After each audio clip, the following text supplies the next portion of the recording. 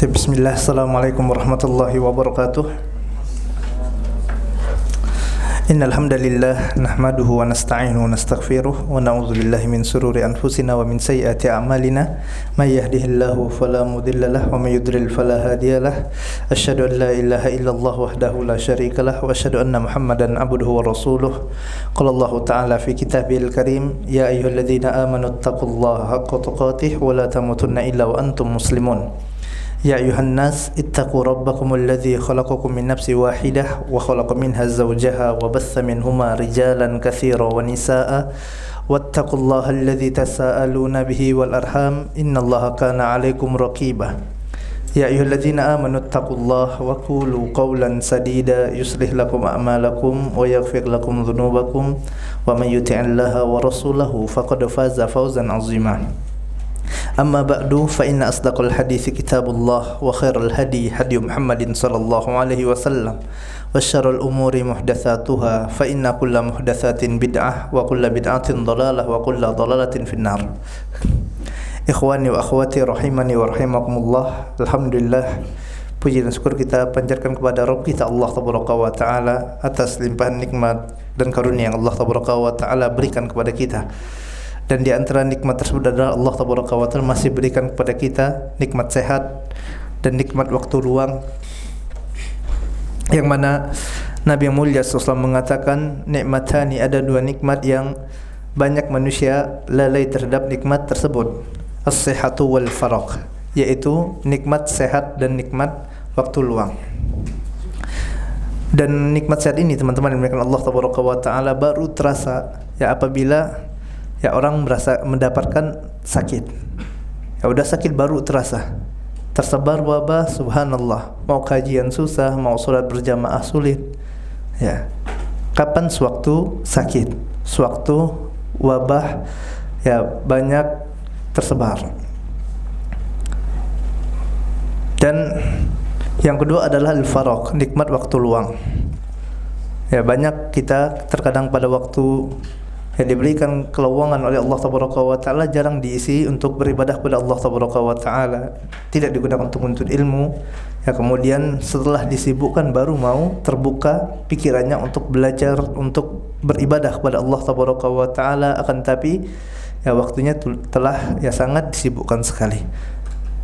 Ya, ini dua nikmat yang harus benar-benar kita syukuri kepada Allah tabaraka wa taala. Kemudian teman-teman yang dimuliakan Allah tabaraka wa taala, tak lupa pula salawat dan salam senantiasa tercurahkan kepada junjungan kita, Nabi yang kita cintai, yaitu Nabi Muhammad sallallahu alaihi wasallam. Begitu pula kepada keluarganya, kepada sahabatnya, dan kepada umatnya yang istiqamah mengikuti sunnah beliau hingga hari kiamat. Jamaah yang dimuliakan Allah tabaraka wa taala, insyaallah pada kesempatan kali ini sedikit kita akan membahas ya tentang fenomena yang sedang trending akhir-akhir ini, yang sedang ramai, yang sedang banyak diperbincangkan, yaitu apa? COVID-19. Ya, kalau COVID-19 ya, atau juga yang biasa ya disebut dengan corona, apalah itu namanya. Yang pasti fenomena ini sekarang ya tentang COVID-19 ini sangat trending sekali. Hampir setiap saat kaum muslimin membicarakan masalah itu. Berita itu semua isinya. Grup-grup WhatsApp hampir semuanya ya tentang ya update bagaimana keadaan perkembangan COVID-19 ini. Dan teman-teman yang dimuliakan Allah tabaraka wa taala, ya ada 5 poin yang insyaallah akan kita bahas dalam kesempatan kali ini. Yang pertama adalah tentang pandangan pengobatan timur dan perbedaan antara pengobatan timur dan pengobatan barat. Yang kedua adalah definisi dari sakit menurut pengobatan timur. Yang ketiga, solusi sakit. Kemudian yang keempat, mengenal COVID-19. Dan yang kelima adalah antisipasi dan solusi menghadapi COVID-19 ini. Teman-teman yang muliakan Allah Taala, poin yang pertama yang akan kita bahas ya adalah tentang perbedaan antara pengobat timur dan pengobat barat. Kenapa kita bahas tentang perbedaan ini? Ya, supaya di sini nanti teman-teman tidak salah kaprah. Ya, supaya teman-teman tidak salah kaprah tentang loh kok seperti ini ya. Kenapa? Karena nanti akan ada perbedaan nazariyah, perbedaan apa? Sudut pandang antara pengobatan timur dan pengobatan yang lainnya. Ini kok selama ini yang saya dengar seperti ini, tapi ya ini yang didengar kajian hari ini kok berbeda. Ya, kenapa kok bisa seperti itu? Ya karena berbeda sudut pandang. Ya tergantung kita mau melihat dari sisi mana dulu. Ya, dan pada kesempatan kali ini insyaallah kita akan melihat dari bagaimana pengobat timur memandang ya COVID-19 ini. Dan yang perlu diketahui teman-teman yang dimuliakan Allah Taala, antara pengobat timur dan pengobat yang lainnya ini berbeda. Ya ada beberapa perbedaan sudut pandang. Ya, di antara perbedaan tersebut misalnya pengobat timur memandang ya tentang raja organ ini adalah kolbu, sedangkan pengobat barat misalnya atau yang selainnya memandang bahwasanya yang merupakan raja organ itu adalah apa? Akal, otak.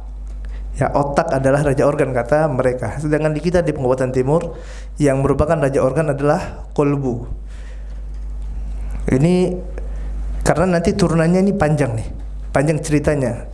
Kalau rajanya saja sudah berbeda, maka bawahnya juga akan berbeda. Landasan kita dalam pengobatan timur, kenapa raja organ ini adalah kolbu? Hadis dasarnya adalah hadis yang ke-6 dalam hadis arba'in.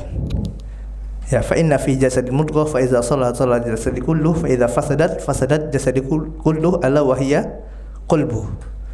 Ya, sungguhnya dalam tubuh jasad manusia ini terdapat segumpal daging atau darah yang mana apabila dia baik maka baik seluruh tubuh, dan yang apabila dia ini sakit maka akan sakit pula seluruh tubuh. Ala wa hiya qalbu. Ketahuilah bahwasanya ini adalah qalbu. Maka dari sini pengobat timur ya melantik bahwasanya qalbu adalah raja organ.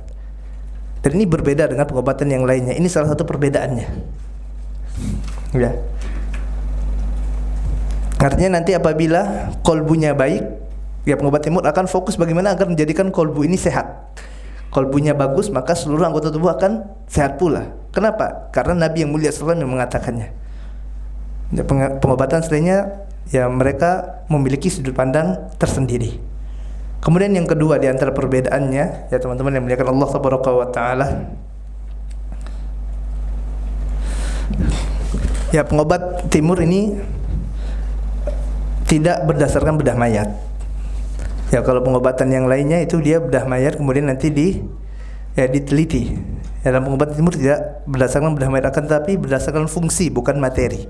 Kita melihat bagaimana fungsi organnya, ya bagaimana apa yang tampak dari luar, maka itulah yang akan menggambarkan bagaimana keadaan organ yang ada di dalamnya. Makanya tidak ada cerita pengobat timur itu pakai bedah mayat, tidak. Perbedaan yang kedua. Kemudian perbedaan yang ketiga, dalam sisi penamaan juga berbeda teman-teman yang muliakan Allah Taala. Ya mungkin yang familiar yang antum sering dengar ada istilah-istilah penyakit, ya misalnya ada tumor, kanker, gitu kan. Ada tadi COVID-19. Ini kan nama corona. Ini kan penamaan. Ya. Dan di pengobat timur nanti ada istilah-istilah sendiri. Ya, artinya ini hanyalah sebuah nama. Dan terkadang orang baru dengar nama udah ngerinya minta ampun. Iya enggak? Pak, ini udah kena kanker. Waduh, tidak bisa tidur sehari semalam tuh. Satu keluarga sakit semua. Ada pasien seperti itu. Ya, ditetapkan sakit ini ya, dengan ya, subhanallah, asumsinya kan sudah ngeri-ngeri saja. Sakit ini ya udah dekatlah kuburan ini. Ya, nanti istri gimana, anak gimana gitu kan? Ya. Dan pengobat timur memiliki istilah tersendiri. Makanya ya sebenarnya kalau membahas masalah tadi COVID-19, ya ini milik pengobatan barat, bukan pengobat timur. Ya, tapi di sini kita ingin menyampaikan sedikit berdasarkan sindrom yang ada.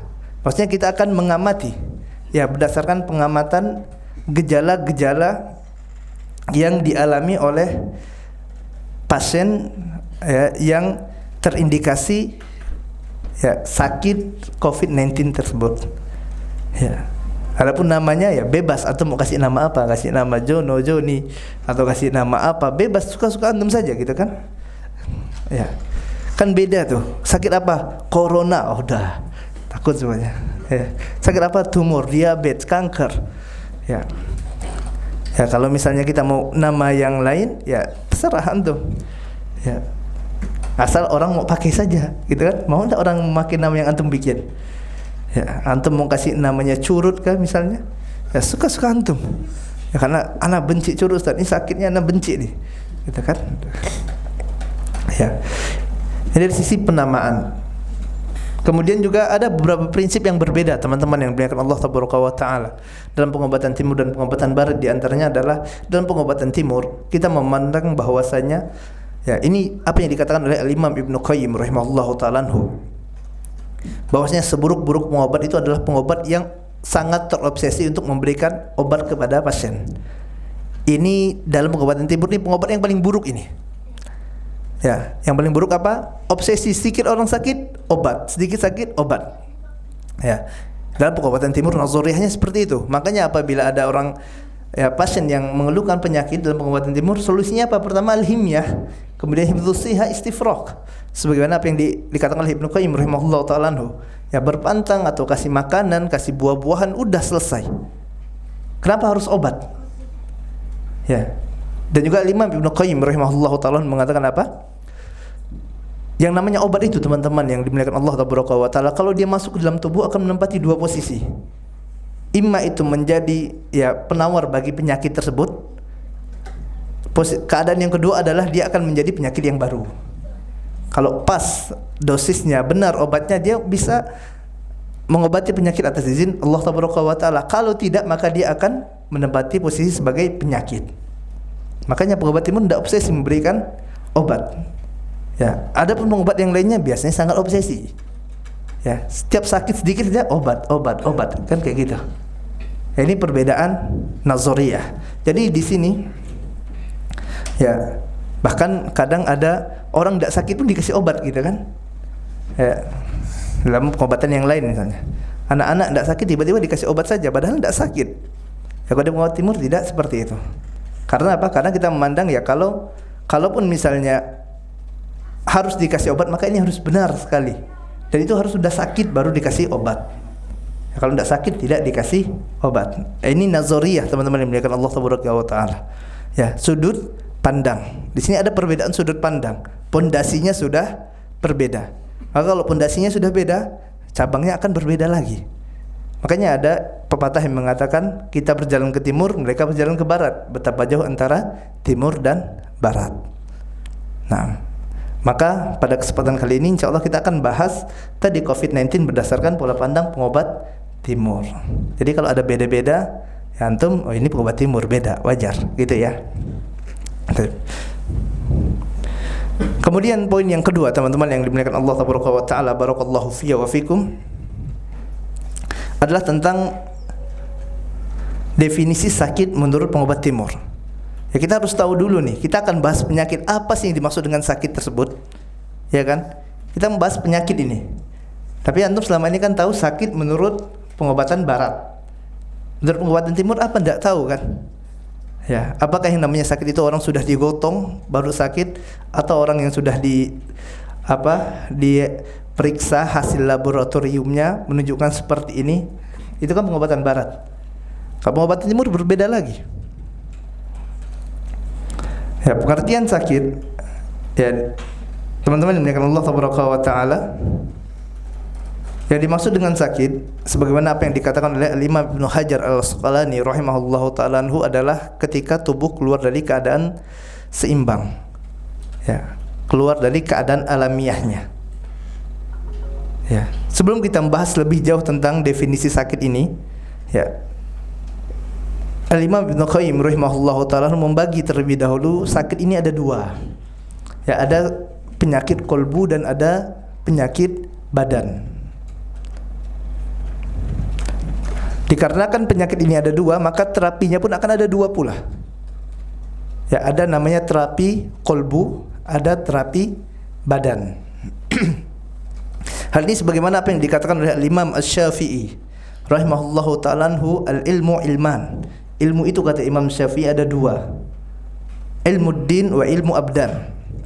Ya, Imam Asy-Syafi'i, Muhammad bin Idris Asy-Syafi'i rahimahullahu ta'ala anhu mengatakan ilmu ada dua, ilmu agama dan ilmu badan.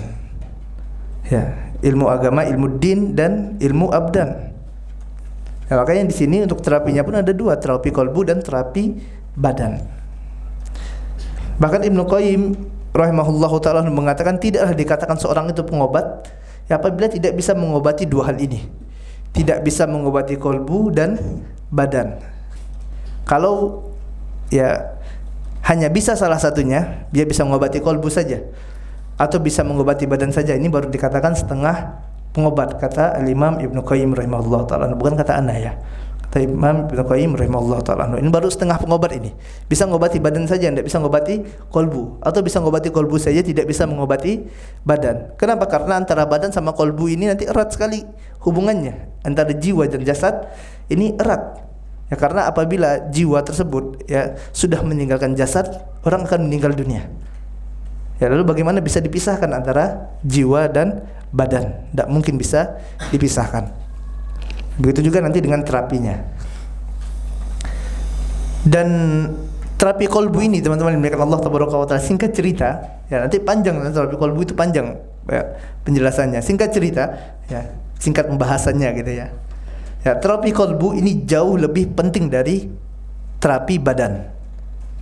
Ya, terapi kolbu jauh lebih penting daripada terapi badan. Mengobati kolbu ini jauh lebih utama daripada mengobati badan. Ya, berdasarkan beberapa sisi. Yang pertama adalah dari sisi kehidupan. Ya, kehidupan manusia tidak lama. Ya, dalam hadis Ibnu Majah, Nabi yang mulia sallallahu alaihi wasallam mengatakan rata-rata umur umatku ini berapa? 60 sampai 70 tahun. Artinya kalau antum sakit badan, berapa lama sih sakitnya? Paling 60-70 tahun, habis itu selesai, meninggal. Ya kan? Meninggal selesai. Kalau sakit badan, dan setiap sakit yang antum dapatkan, antum akan mendapatkan pahala dari sisi Allah tabaraka wa taala. Bahkan tidaklah ya satu duri yang menusuk diri antum, melainkan Allah tabaraka wa taala akan hapuskan dengannya dosa-dosa antum. Ya. Jadi tidak ada ruginya seorang muslim. Ini betapa menakjubkan keadaan seorang muslim. Ya, semua perkaranya baik kata Nabi yang mulia sallallahu alaihi wasallam. Ya. Akan tapi kalau masalahnya di masalah kolbu ini berat. Ya. Setelah 60 tahun meninggal, ya ancamannya neraka, kekal dalamnya. Ya, masalahnya masalah kolbu ini. Rusak jiwanya. Yang tidak bisa membedakan yang syirik dan yang tauhid, yang sunnah, yang bid'ah gitu kan. Penyakit ini sakit, ya sakit kolbu. Makanya Allah tabaraka wa taala mengatakan fi qulubihim maradun. Ya, dalam hati mereka ada penyakit. Kemudian dan dalam Al-Qur'anul Karim teman-teman yang Allah tabaraka wa taala, ya, ayat yang bahas pengobatan badan itu sedikit sekali. Ya. Ayat yang bahas tentang pengobatan badan sedikit. Selebihnya apa? Pengobatan kolbu. Ya, selebihnya pengobatan kolbu. Ya. Bahkan ya tidak sampai satu ayat yang bahas pengobatan badan. Dalam surah Al-A'raf ayat 31. Ya. Allah tabaraka wa taala mengatakan wa kulu wasrabu wa la tusrifu. Makan dan minumlah dan jangan berlebih-lebihan, karena sesungguhnya Allah tabaraka wa taala ya tidak menyukai orang yang berlebih-lebihan. Ya, Imam Ibnu Katsir rahimahullahu taala mengatakan bahwasanya ini merupakan pokok ilmu pengobatan badan. Dan ini tidak sampai satu ayat, cuman sepenggal ayat saja. Satu ayat itu cuman ya sepenggalnya saja. Pengobatan badan, selebihnya apa? Pengobatan kolbu. Lalu di sini ya, bagaimana kita bisa katakan pengobatan badan jauh lebih penting dari pengobatan kolbu? Tidak mungkin. Ya, mustahil. Kita katakan pengobatan badan penting. Ya, kita tidak katakan ini tidak. Antum sakit usah obat, enggak. Ya, tapi sewaktu disandingkan antara pengobatan badan dan pengobatan kolbu, maka pengobatan kolbu jauh lebih utama dibandingkan dengan pengobatan badan. Ya, akan tapi fakta yang kita dapati teman-teman yang Allah Taala, ya, manusia ini sangat, ya, kalau pengobatan badan itu luar biasa, ya, luar biasa dia memperhatikan dirinya, ya, luar biasa dia selektifnya, luar biasa takutnya, luar biasa. Tiap bulan tes kolesterol, timbang badan, ya, cek darah, ya, tekanan darahnya gimana, ya kan, sering orang itu medical check up. Ya, kenapa? Takut nih, takut nanti gulanya naik, kolesterolnya naik. Ya, perhatian kan terhadap badan. Boleh enggak? Boleh, ya, boleh. Bukan, Anda enggak bilang enggak boleh, tenang saja. Oh, ini aliran apa ini, gitu kan? Enggak boleh kita cek darah, enggak boleh cek. Bukan enggak boleh gitu. Boleh, Anda enggak bilang enggak boleh ya. Antum jangan salah paham. Ini kan baru dapat kajian kayak gini gitu kan. Ya, manusia luar biasa ya, terhadap badannya luar biasa sayang. Ya.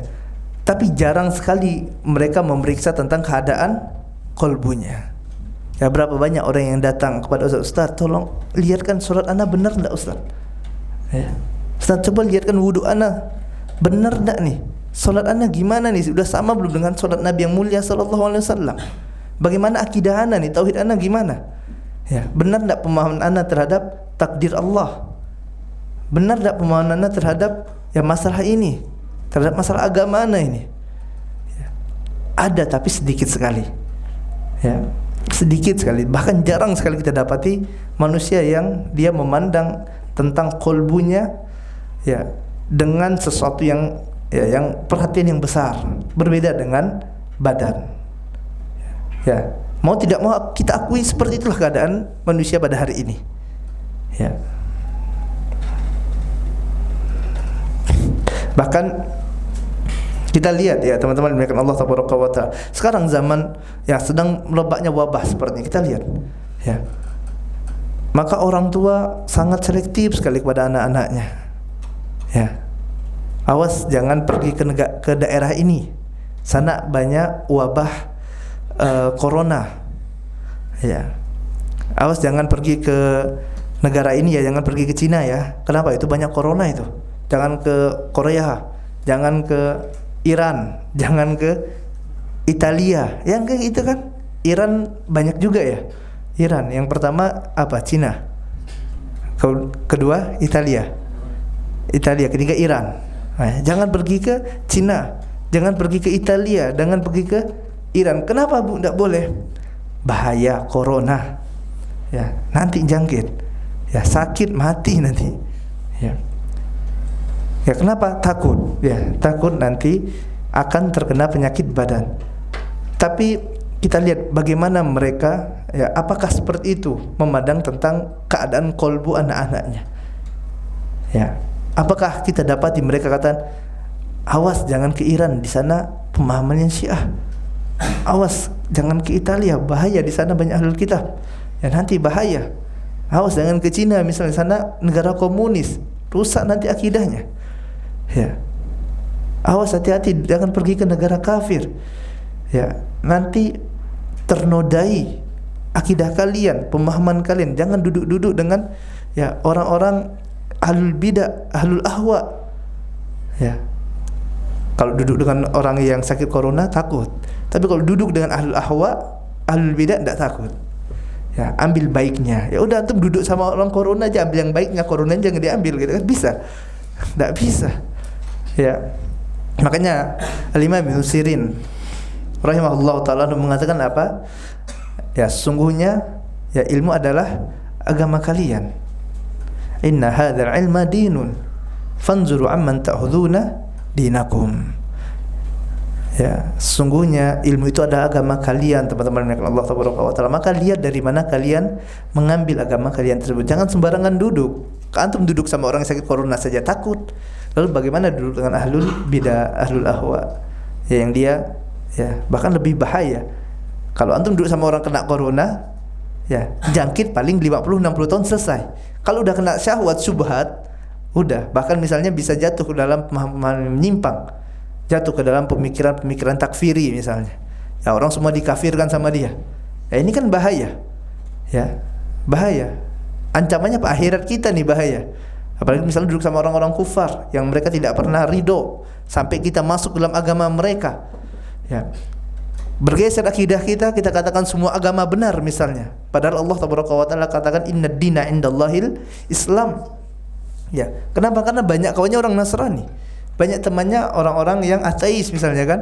Jadi tidak enak mengatakan ini orang kafir. Padahal ya Allah katakan mereka orang-orang kafir yang tidak masuk dalam agama Islam. Ya, kita katakan ya semuanya benar, bagus semua, surga semua. Udah bahaya akidahnya. Bukan 60 tahun yang jadi masalah. Ya kan, tapi nanti kehidupan setelah itu yang kekal selama-lamanya. Ya, maka di sini teman-teman yang Allah Taala, ya, ini pengobatan kolbu lebih penting sekali dibandingkan dengan pengobatan badan. Artinya kita menterapi kolbu kita ini harus lebih intens dibandingkan kita menerapi badan kita. Atau setidaknya kalau antum katakan, ya sebagian orang mengatakan bahwasanya antara dunia dan akhirat harus seimbang. Ya antum seimbang lah. Kalau antum medical check up misalnya setiap bulan sekali, lalu antum ceklah bagaimana keimanan antum sebulan sekali gitu kan. Cek bagaimana, datangi ustaz, datangi ya kiainya misalnya. Ya, minta cek bagaimana nih pemahaman anak sudah benar belum. Ya kan katanya harus seimbang gitu. Nah,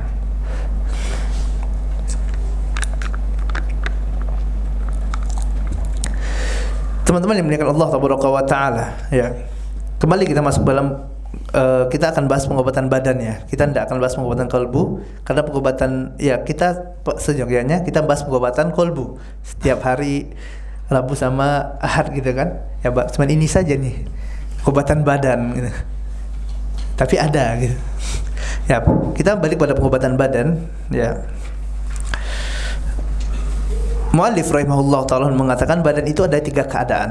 Ya, keadaan tubuh seorang itu ada 3. Yang pertama adalah dalam keadaan sehat, ya keadaan alaminya atau keadaan sehat. Yang kedua adalah keadaan keluar dari alami dan ini dinamakan dengan sakit. Yang ketiga adalah keadaan pertengahan, yaitu masa transisi. Ya, karena tidaklah dari satu keadaan kepada keadaan yang lainnya, melainkan di sana ada masa transisi. Ya, pertama dia keadaan sehat alami, kedua keadaan sakit, yang ketiga adalah masa transisi. Dan yang dimaksud dengan sehat di sini adalah ketika tubuh berada dalam keseimbangannya. Ya, dan organ-organ berada dalam keadaan alamiahnya. Ini yang dikatakan dengan sehat. Artinya selain dari keadaan ini maka orang dikatakan dengan sakit. Ya. Sebagaimana tadi apa yang kita katakan ya, Ibnu Hajar Al-Asqalani mengatakan yang namanya sehat adalah, yang namanya sakit adalah ketika tubuh ini condong kepada panas atau condong kepada dingin. Ya, itu tubuh tidak seimbang. Kebanyakan panasnya sakit, kebanyakan dinginnya sakit. Ini kata Ibnu Hajar Al-Asqalani rahimahullahu taala, penulis kitab Bulughul Maram. Ya, artinya dalam pengobatan timur tidaklah seorang dikatakan sakit, ya, tidaklah orang itu baru dikatakan sakit ketika dia udah digotong, tidak. Baru udah digotong nih datang baru dikatakan sakit. Bukan seperti itu dalam pengobatan timur ya. Tidaklah seorang itu dikatakan sakit waktu dia udah terkapar. Ya, udah muntah darah, udah ngeluhkan palanya pusing, sakit, baru dikatakan sakit, tidak. Ya, dalam pengobatan timur kapan dikatakan sakit? Ketika tubuh keluar dari keseimbangan. Ya, artinya ketika seseorang badannya bau, ini udah sakit dalam pengobatan timur. Ya, kok bisa? Ya, ini karena ya panasnya dominan.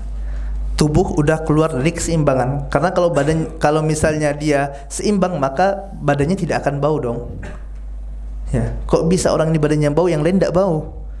Ya, karena artinya sewaktu orang ini badannya bau, pengobat timur sudah tahu ini orang ini udah sakit. Ya. Orang yang habis makan ngantuk, ini dalam pengobat timur sakit. Kenapa? Karena kelebihan rutubah. Dan tubuh udah keluar dari keadaan normal. Harusnya habis makan kuat karena mendapatkan asupan energi vital. Dia habis makan sakit. Dia habis makan ngantuk. Ini sakit dalam pengobatan timur. Ya. Udah sakit kalau kayak gitu.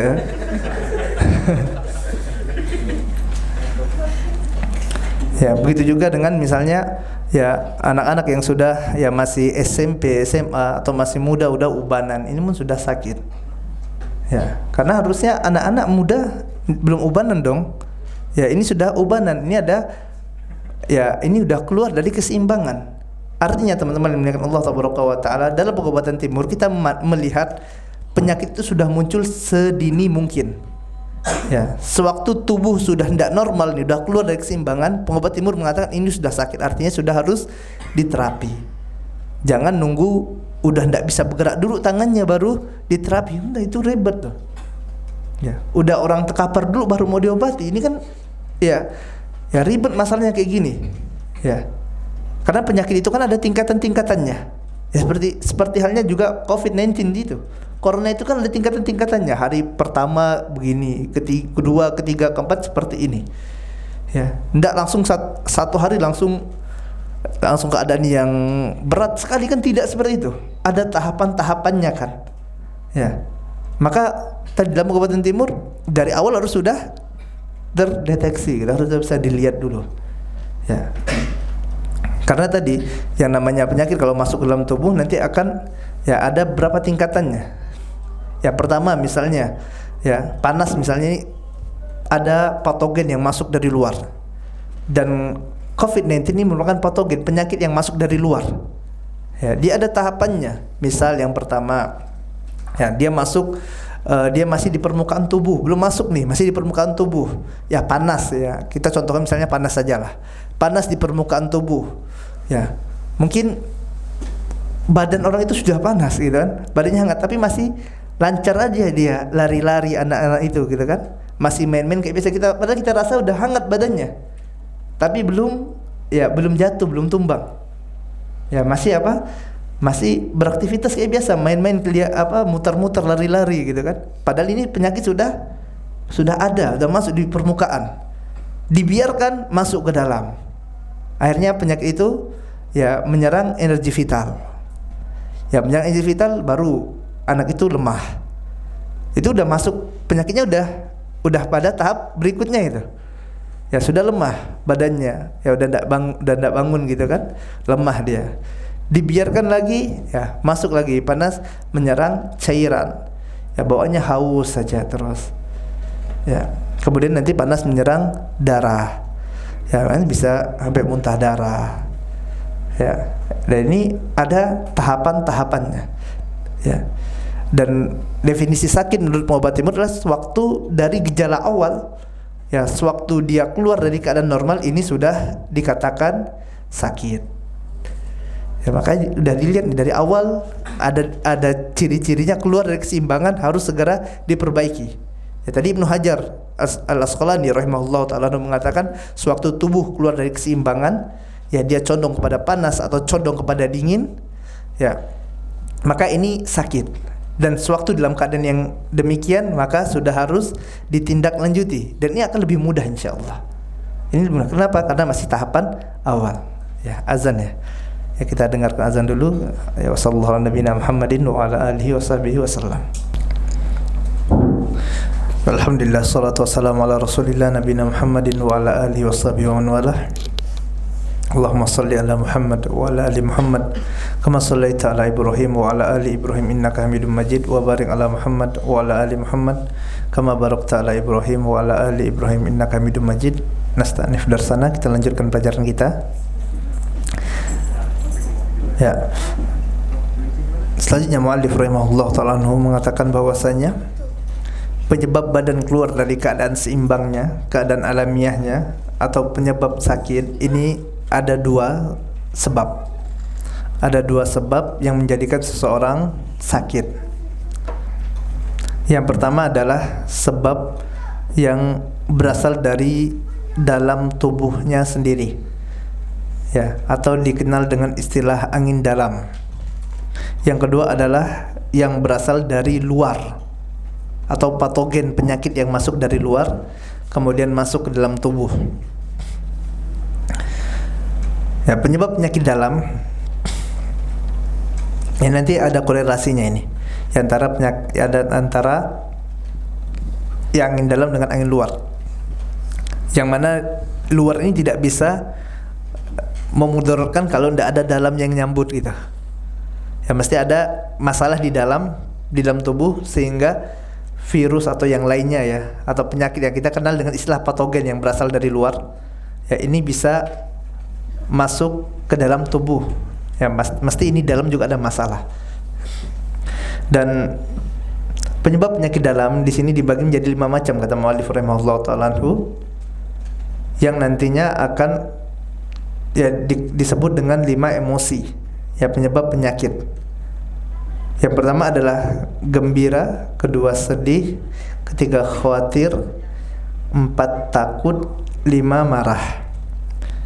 Ya, 5 emosi ini atau nanti kita kenal dengan istilah angin dalam ini, dia akan sangat berpengaruh kepada organ-organ yang ada dalam tubuh manusia.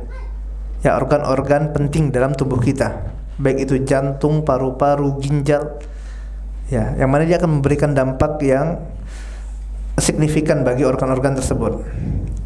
Nah, di sini muallif rahimahullah taala mengatakan bahwasanya tertawa atau gembira yang teramat sangat ini akan menjadikan energi vital bergerak lambat, yang mana dia akan menjadikan jantung ini bermasalah. Ya, tertawa yang berlebihan menjadikan jantung bermasalah. Kenapa? Karena energi yang bergerak lambat. Kemudian sedih yang berlebihan akan mengkonsumsi energi sehingga menjadikan paru-paru terluka. Kemudian khawatir yang berlebih, was-was, cemas yang berlebihan akan menyebabkan energi vital berhenti atau stagnasi, yang dimana stagnasinya ini akan melemahkan limpa lambung, melemahkan pencernaan. Kemudian takut yang berlebihan akan menyebabkan energi menurun dan menjadikan kelemahan pada ginjal. Yang kelima, marah yang berlebihan, ya ini akan menjadikan energi naik ke atas yang akan melukai fungsi hati. Ya, ini pengaruh kejiwaan seseorang dengan kesehatan. Ya makanya ya nanti kita dapati orang yang kadang ya hidupnya enjoy saja gitu kan, tidak banyak pikiran, tidak banyak masalah, sehat-sehat saja mereka. Ya, beda dengan orang, makanya teman-teman, orang yang hidup di perkampungan dengan di kota itu beda. Orang hidup di kampung itu usia 70-80 tahun masih segar bugar. Orang di kota usia 40-50 tahun kalah ya orang-orang yang umur 80 tahun yang di kampung tersebut. Ya, masih 50 udah rambutnya putih semua, mengkerut semuanya. Gitu kan? Ya, tadi banyak pikiran juga, ya, emosinya yang tidak dapat dikendalikan dengan baik. Ya, di sini ada beberapa contoh yang diberikan oleh muallif rahimahullah ta'ala anhu. Ya, di antaranya adalah tadi sedih yang berlebihan akan melukai paru-paru. Seseorang yang mengalami kejadian yang menyedihkan, misalnya ada keluarganya meninggal dunia, ya maka tentulah apabila ada keluarga yang meninggal menjadikan orang itu bersedih, ya kan? Atau keluarga meninggal, bapak meninggal, ibu meninggal, anak meninggal, istri meninggal misalnya, ya mesti bersedih. Ya, bersedih boleh. Bukan kita katakan tidak boleh bersedih, tidak. Bahkan Nabi yang mulia SAW anaknya meninggal menangis. Ya, bukan tidak boleh bersedih, jangan salah faham. Ya, yang kita katakan di sini adalah bersedih yang berlebihan. Ya, orang yang sedih berlebihan ini akan melukai paru-paru. Ya, melukai paru-paru. Bahkan dalam Islam itu sedihnya ada batasnya gitu kan. Wanita yang meninggal suaminya ada masa iddah. Ya, tidak boleh dia sedih terus. Ya, ada masa iddahnya. Ya, sedih harus dikendalikan, karena kalau dia tidak dikendalikan berlebihan akan menjadikan paru-paru tersakiti. Ya, paru-parunya terluka. Makanya ada kejadian ya seseorang, ya dia seorang wanita, dia punya suami supir. Ya, suaminya supir, istrinya kurus kering, sakit batuk dan sesak napas. Ya, sakitnya batuk-batuk gitu kan, kemudian sesak napas. Ya, badannya kurus kering. Sewaktu di ronsen, ya medical check up, dilihat ya tidak ada masalah di organnya. Ya paru-parunya bagus saja, ya, darahnya bagus, kolesterolnya bagus gitu kan. Ya, tapi ini sakit enggak nih? Sakit. Kenapa sakit? Itu udah kurus kering, batuk-batuk, sesak napas, gimana dikatakan tidak sakit? Ya, gimana dikatakan tidak sakit seperti ini? Ya, maka ini dokternya tidak bisa menjelaskan nih, bingung dokternya. Ya kasus ini ya. Ya karena tadi hasil medical check up-nya bagus gitu kan. Ya, namun ya dalam pengobatan timur ini dikatakan bahwasanya paru-parunya bermasalah. Ya ternyata setelah diadakan wawancara, ya diketahuilah bahwasanya wanita ini terlalu banyak bersedih. Ya, terlalu banyak bersedih. Dia sedih kenapa? Karena suaminya ini kan supir. Ya, ada tetangganya yang meninggal dunia. Ya, suaminya yang ngantar. Ya, suaminya yang ngantar. Istrinya, tetangganya dinikahi. Jadi di madu gitu kan. Ini yang bikin dia sedih ini. Ya, awal ceritanya itu rupanya. Ya, jadi istrinya ada dua gitu kan, jadi di madu. Ya, kemudian keluarga istrinya suruh untuk pisah dengan suaminya. Karena apa? Karena suaminya nikah lagi. Ya, sedangkan anaknya masih kecil-kecil. Ini yang menjadikan dia sedih luar biasa. Ya, akhirnya paru-parunya tertekan. Ini masalah pada paru-paru semua ini. Batuk-batuk, ya, kurus kering, ya, kemudian sesak napas, masalah pada paru-paru. Kenapa sebabnya? Ini antum dikasih obat apapun tidak bisa ini. Ya, dikasih jahe merah misalnya atau kencur lain-lain ya. Pengobatan kita kan konteksnya pengobatan timur di sini ya. Ya, tidak bisa. Ya, kenapa? Kalau sedih terus percuma. Ya, obatnya apa? Suruh rito. Ya, diobati jiwanya. Diobati kejiwaannya, harus apa? Ya udah. Ya, diikhlaskan gitu kan. Ya, ini masalah pada kejiwaannya, masalah sedih berlebih melukai paru-paru. Artinya ada kaitannya enggak teman-teman antara ekspresi jiwa tadi, keadaan jiwa dengan organ? Ada pengaruhnya. Ya, nanti ini akan kita ada benang merahnya antara bagaimana kondisi saat ini dengan tadi COVID-19 ini. Ya. Kemudian ya, contoh yang lainnya adalah khawatir dan was-was, cemas yang berlebihan akan menjadikan energi vital berhenti dan stagnasi.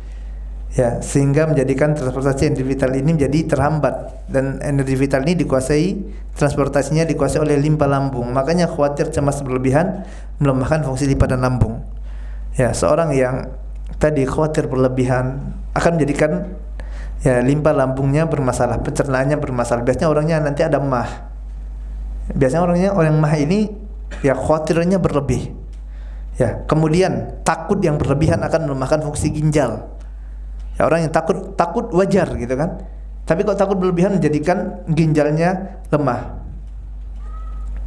Oleh sebab itu, jika ketakutan menguasai seseorang, ya bisa jadi dia ngompol. Sampai ngompol itu bisa.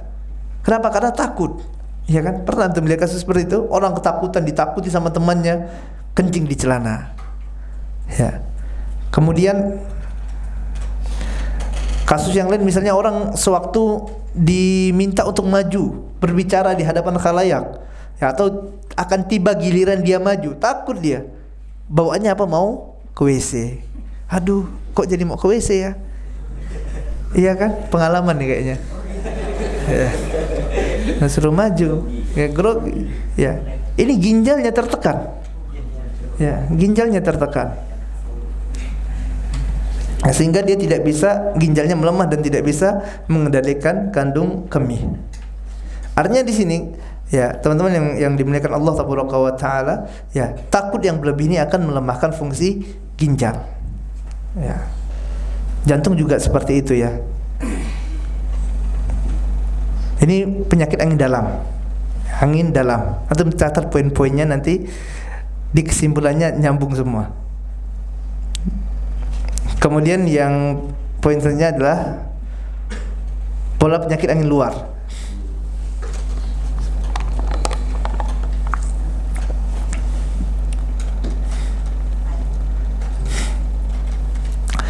Ya, pola penyakit angin luar ini teman-teman yang dimuliakan Allah Tabaraka wa Ta'ala adalah penyakit yang menyerang tubuh, ya,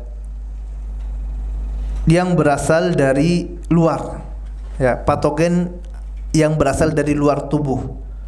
Artinya bukan dari dalam diri. Kalau tadi emosi dari dalam diri, ini dari luar, yang mana dia masuk, yang diantaranya melalui mulut, hidung dan kulit. Ya, patogen atau penyakit yang datang dari luar, ya, yang dia masuk dari mulut, hidung dan kulit. Ya. Dan COVID-19 ini masuk dalam kategori penyakit dalam atau penyakit luar tadi? Yang berasal dari luar. Ya. Dan penyakit luar ini, ya, penyakit angin luar ini dia akan sangat tergantung pada kuatnya paru-paru dalam mempertahankan tubuh bagian luar, ya, dalam menutup pori-pori.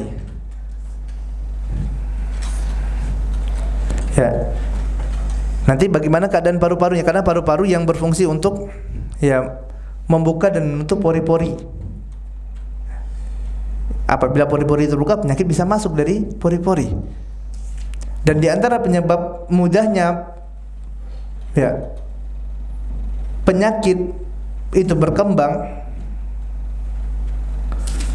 yang tadi penyakit dari luar masuk ke dalam tubuh, ya, kemudian dia berkembang jadi parah. Tadi kan karena penyakit itu masuk tidak langsung parah.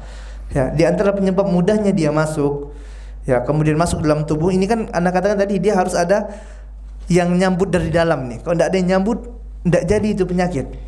Di antara sebabnya adalah adanya penyakit yang sudah mendekam dalam badan. Ini nih ada sudah penyakitnya dalam badan, cuman dia tidak rasakan. Ya. Penyakitnya sudah ada tapi dia tidak rasakan. Kenapa? Karena masih muda, masih kuat. Ya, nanti kalau udah sakit baru parah. Ya, atau ada pemicunya. Ya, ada datang dari luar, ketemu dia dalam, langsung kena sakit. Ya. Di sini contohnya kata muallif rahimahullah taala adalah orang yang masih muda. Ya, dia olahraga malam-malam misalnya.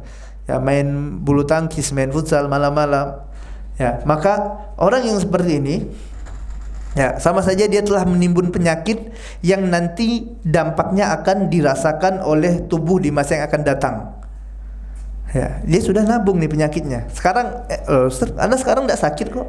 Ya, olahraga malam, main futsal, main bulu tangkis malam tidak sakit, sehat-sehat saja. Ya, ketahuilah bahwasanya antum sudah nabung tuh penyakit dalam tubuh.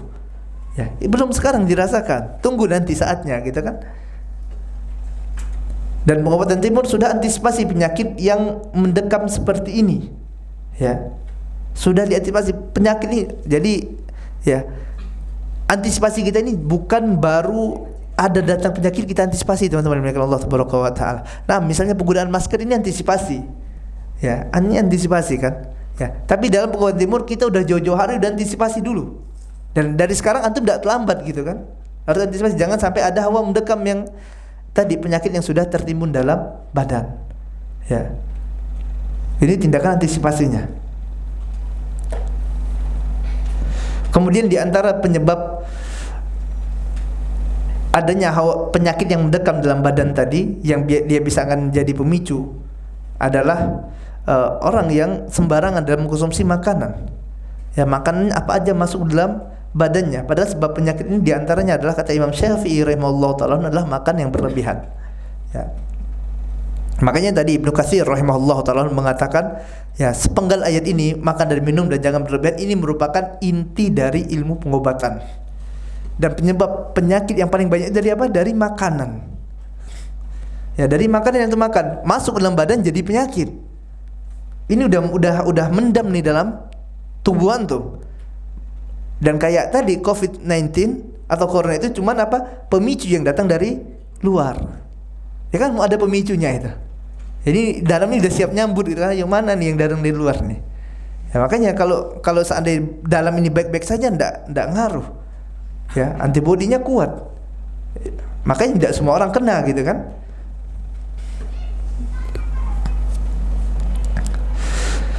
Ya, terkadang Malah sudah dari kecil yang dimasukkan penyakit misalnya kan. Ya banyak macam-macam orang beda-beda. Ya ada yang dia dari makan, dari kecil udah dimasukkan penyakit yang aneh-aneh. Ya misalnya waktu sehat udah dimasukkan penyakit gitu kan. Ya masalahnya yang dimasukkan ini menjadi solusi atau menjadi polusi gitu kan. Ya nanti masing-masing bisa menilai.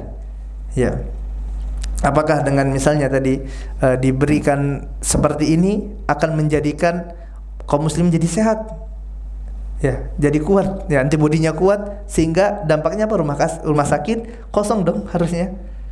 Ya siapa mau ngisinya? Ya dampaknya seperti itu kan. Makin sehat orang makin sepi klinik-klinik. Ya klinik anak pun sepi juga gitu kan. Tidak ada orang berobat kan sehat. Ya apakah seperti itu? Apakah atau malah akan menjadi penyakit yang mendekam yang siap menyambut gitu. Apakah menjadikan tubuh semakin sehat, daya tahan tubuh semakin kuat, atau menjadi sesuatu yang ya tidak seperti itu, tidak seperti yang diinginkan. Ya kadang dari kecil sudah dimasukkan. Ya belum lagi nanti dari makanan-makanan yang dikonsumsi tadi. Ya dari bahan-bahan makanan yang instan. Ya makanan-makanan instan jadi penyakit semua. Ya yang anehnya ya teman-teman dengan Allah Taala, saat wadah COVID-19 ini yang merebak, ya malah makanan-makanan instan ini yang diborong gitu kan. Ini penyakit-penyakit malah diborong. Ya. Ini sama saja nanti keluar dari mulut buaya masuk dalam mulut singa gitu kan. Ya selamat dari ini, depan udah mulut singa udah siap nangkap antum. Ya. Dan ini seperti ini banyak teman-teman dengan Allah Taala. Ya. Dan jadi santapan sehari-hari kaum muslimin pada hari ini. Minyak misalnya ya, contoh nih minyak. Minyak yang paling laris adalah minyak kelapa sawit. Ya kan? Yang paling laris minyak kelapa sawit. Ya, minyak kemudian setelah minyak kelapa sawit baru minyak kelapa. Ya.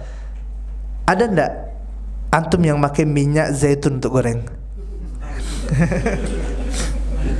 Ya, mahal ya. Tidak ada minyak zaitun kan? Ya.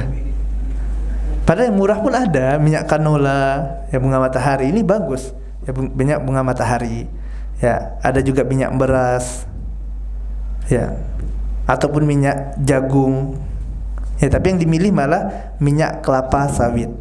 Ya, minyak kelapa sawit ini teman-teman Allah Taala ini sudah minyaknya merupakan kualitas yang paling buruk.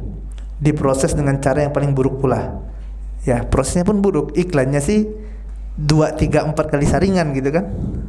Ya, padahal ya dikasih penjernih.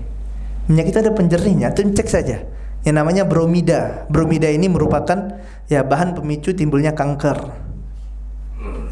Ya, antum cek nanti saja. Kemudian begitu juga dengan gula pasir. Ya, diborong nih sekarang. Ya. Gula pasir hasil penelitian, ya ini hasil penelitian mereka. Ya, gula pasir ini merupakan pupuk dari kanker. Pupuknya kanker. Kemudian tepung, ya tepung ini ada pemutih namanya akrilamida. Ya, yang mana dia apabila dipanaskan lebih dari 100 derajat ini bisa menjadi penyebab kanker. Dan yang ini semuanya teman-teman yang Allah Taala ini sudah menumpuk di badan bertahun-tahun. Ya kan? Kan sehat-sehat saja Ustaz, alhamdulillah. Ya, makanya ya umur 40 giginya sudah habis gitu. Ngafal susah ya. Ternyata ini sebabnya ya.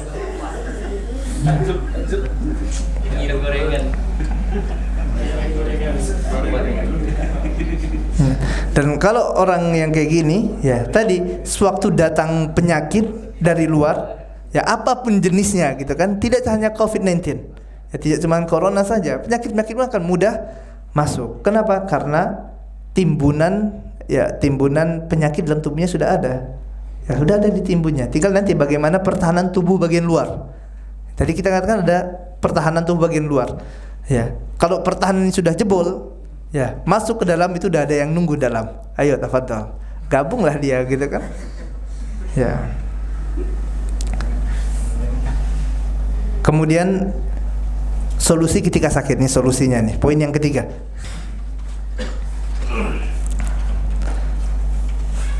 Dan ini juga tadi ya teman-teman berkat Allah Subhanahu wa taala, ya ini tadi di antara tindakan preventif kita, ya penjagaan kita terhadap penyakit-penyakit yang masuk dari luar, ya di antaranya tadi COVID-19, ya corona dan lain-lainnya. Karena tadi yang mengintai antum itu bukan cuma corona saja sebenarnya. Udah banyak penyakit-penyakit yang lain yang siap menerkam gitu kan. Ya, di antaranya tadi jaga pola makannya gitu kan. Jangan pikirkan sekarang yang penting enaknya. Ya sekarang kita kan makan yang penting enak. Oh pas nih, pas bumbunya enaknya pas. Tapi gimana masuk ke dalam tubuh ini?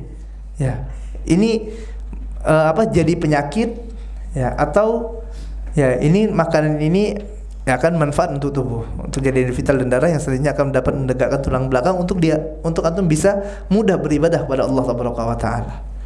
Ya, artinya ini tindakan preventif kita udah jauh gitu kan. Ya, udah kuatkan dulu tubuhnya. Bukan cuman waktu turun hujan ribet cari payung gitu. Ini sudah disiapkan jauh-jauh hari. Dan tidak ada yang kata terlambat. Dari sekarang antum siapkan. Ya, perbaiki. Oh, ini salah nih, diperbaiki. Ya, solusi ketika sakit. Ya, poin yang ketiga.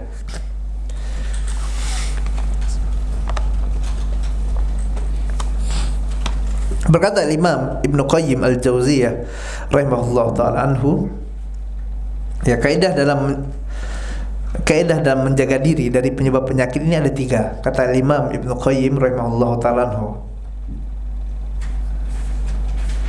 Yang pertama adalah menjaga kesehatan, hifdzus shihah. Yang kedua, menjaga diri dari perkara yang menyakitkan atau berpantang atau yang dikenal dengan al-himyah. Kemudian yang ketiga adalah mengosongkan materi-materi yang rusak atau al-istifraq. Hifdzus shihah, al-himyah dan istifraq. Dan ini ada dalilnya. Anda baca dalilnya nanti jam berapa tadi? 7:30. Hifdzus shihah adalah dalilnya dari firman Allah Subhanahu wa taala dalam Quran surah Al-Baqarah ayat 184. Ya, yang mana di sana Allah Subhanahu wa taala membolehkan orang yang sedang safar, yang berpuasa kemudian safar untuk berbuka. Ya, dalam rangka apa? Menjaga kesehatan, karena kalau tidak buka bisa sakit.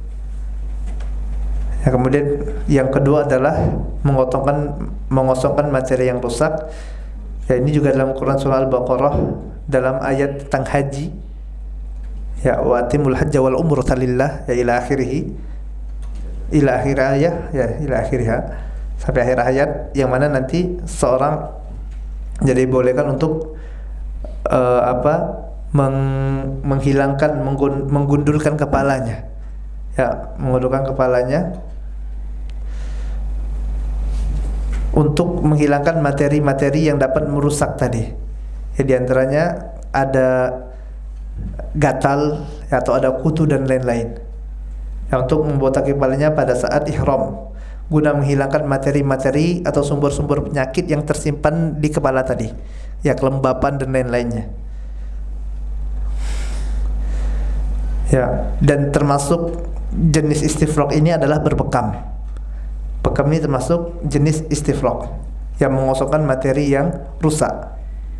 Dan bekam ini dilakukan apabila ada tabayyud dam, kata Al-Imam Ibnu Qayyim rahimahullah ta'ala, yaitu ketika darah bergejolak. Ada 10 keadaan yang menuntun adanya istifraq. Yang pertama adalah tabayyud dam, darah bergejolak.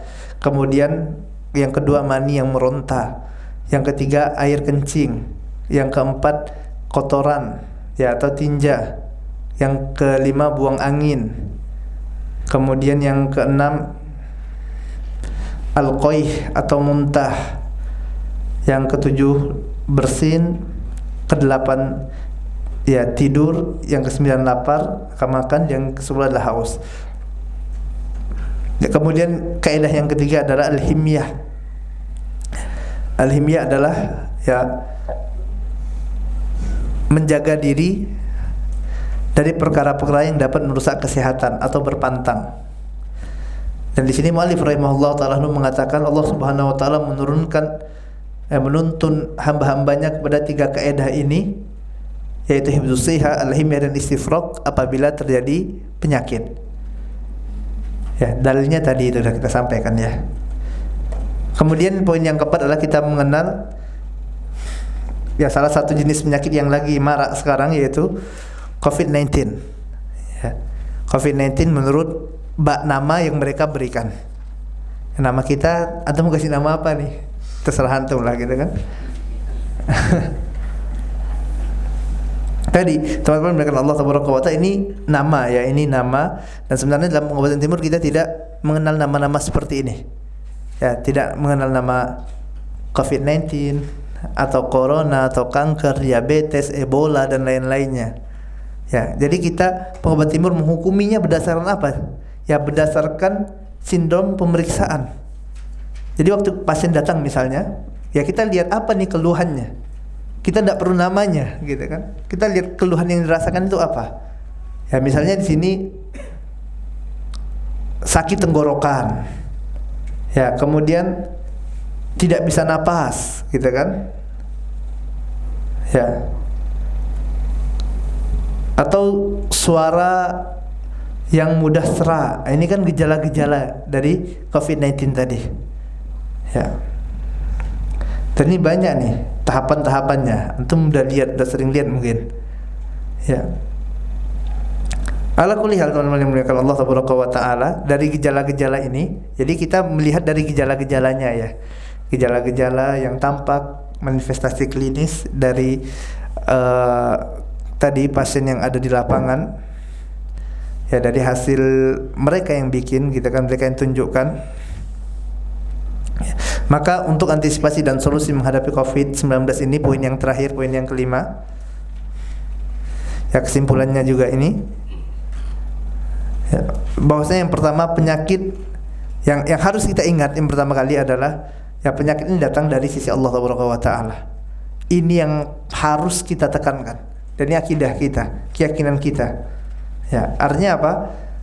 Ya, berapa banyak orang tadi yang dia tidak berjabatan tangan, tidak bersentuhan, ternyata kena juga corona. Ya, di Italia seperti itu teman-teman Allah Taala. Ya, dapat ya dengar juga sih, dengar informasi dia katanya di rumah saja, ya, kemudian tidak ada berkontak dengan orang yang tadi corona, ya, tiba-tiba positif, ya. Kenapa? Ya Allah Taala yang tadi kuasa untuk melakukan semua itu, ya. Dan ya, sebagian orang-orang yang kontak gitu kan, yang kontak tadi, yang misalnya dari tenaga kesehatannya, dokternya, perawatnya, ya tidak semuanya kena corona. Ya, tidak semuanya kena COVID-19 ini.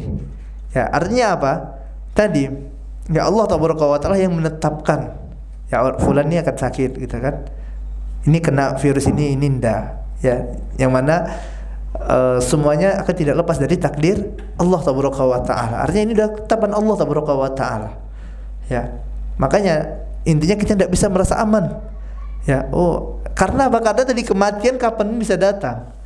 Ya, ini cuma salah satu sebabnya saja gitu kan.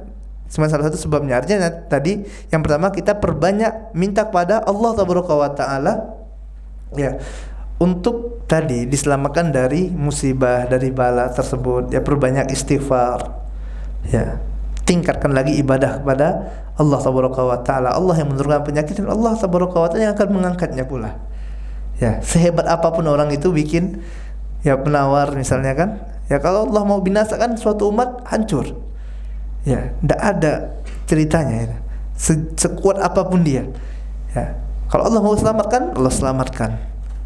Ya. Kemudian yang kedua, tadi dari gejala yang tampak yang sudah kita sebutkan, ya, maka COVID-19 ini dia merupakan ya sindrom penyakit luar. Ya, sindrom penyakit luar, yang mana penyakit luar ini sebagaimana kita katakan tadi, dia masuk ke tubuh melalui hidung, mulut, telinga dan pori-pori. Ya. Artinya dari hidung bisa masuk. Ya.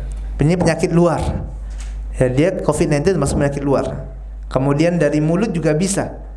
Telinga seperti itu, dan pori-pori pun bisa masuk. Ya, dari pori-pori juga bisa masuk. Artinya tips menghadapinya adalah ya diantaranya ada menutup celah masuknya patogen penyakit tersebut. Ya kan? Ini kan penyakit di luar ini. Tadi dia bisa masuk dari hidung, mulut, telinga, pori-pori. Ya. Simpelnya jalur masuknya kita tutup. Ya. Di antaranya tadi dengan masker misalnya kan. Ini salah satu cara. Tapi apakah selesai? Ya. Hidung, mulut tutup, telinga pori-porinya gimana? Ya, artinya masih ada celah gitu kan. Makanya kalau antum lihat bagaimana mereka yang menangani itu menutup diri, menutup tubuhnya. Cuma nampak matanya saja. Antum kayak gitulah. Iya kan kayak gitu deh kan.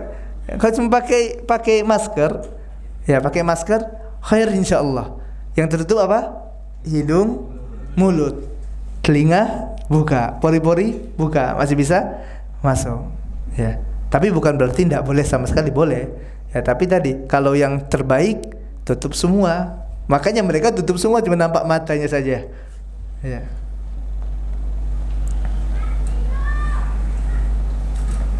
Ya.